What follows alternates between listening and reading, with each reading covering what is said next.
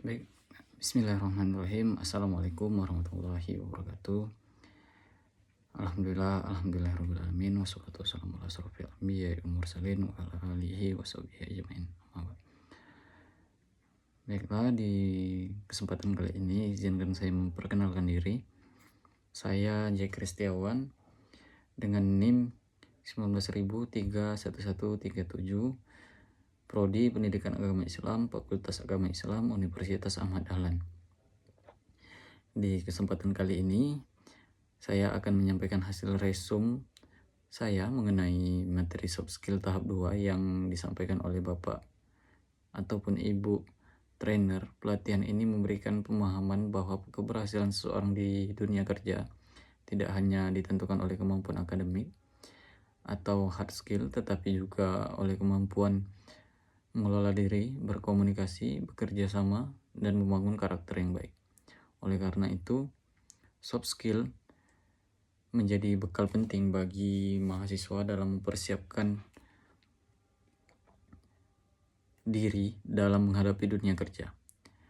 Nah, materi ini diawali dengan penjelasan bahwa dunia kerja saat ini mengalami perkembangan yang sangat cepat. Persaingan tidak hanya didasarkan pada nilai akademik, tetapi juga ada pada kemampuan seorang untuk beradaptasi terhadap perubahan. Perusahaan membutuhkan sumber daya manusia yang tidak hanya menguasai ilmu sesuai dengan bidangnya, tetapi juga mampu bekerja sama, berpikir kritis, menyelesaikan masalah, serta memiliki etika kerja yang baik. Inilah alasan mengapa pengembangan soft skill menjadi bagian penting dalam pembelajaran di perguruan tinggi. Selanjutnya, trainer menjelaskan bahwa komunikasi merupakan salah satu soft skill yang paling mendasar. Kemampuan menyampaikan ide yang jelas, mendengarkan pendapat orang lain, serta menghargai perbedaan akan mempermudah orang dalam bekerja dalam tim. Komunikasi yang baik tidak hanya dilakukan melalui kata-kata, tetapi juga melalui sikap, bahasa tubuh, serta kemampuan diri untuk berkomunikasi secara santun, efektif, dan bertanggung jawab. Selain itu, komunikasi, kemampuan bekerja sama juga menjadi bahasa yang sangat penting. Dalam dunia kerja, hampir semua pekerjaan dilakukan secara kolaboratif. Seseorang harus mampu menghargai pendapat anggota tim, berbagi tugas secara adil, serta memiliki rasa tanggung jawab terhadap hasil kerjasama. Kerjasama yang baik akan menghasilkan produktivitas yang lebih tinggi dibandingkan apabila seseorang hanya mengandalkan kemampuan individu. Materi berikutnya membahas pentingnya kepemimpinan. Seorang pemimpin tidak hanya selalu berarti orang yang memiliki jabatan, tapi juga pun yang mampu memberikan pengaruh positif kepada lingkungannya. Jiwa kepemimpinan dapat dibangun melalui disiplin, tanggung jawab, kejujuran, kemampuan mengambil keputusan, serta keberanian menghadapi tantangan. Mahasiswa diharapkan mulai melatih kemampuan tersebut melalui berbagai kegiatan organisasi maupun aktivitas akademik. Trainer juga menekankan pentingnya kemampuan berpikir kritis dan menyelesaikan masalah. Setiap individu pasti menghadapi tantangan dalam kehidupan maupun pekerjaan.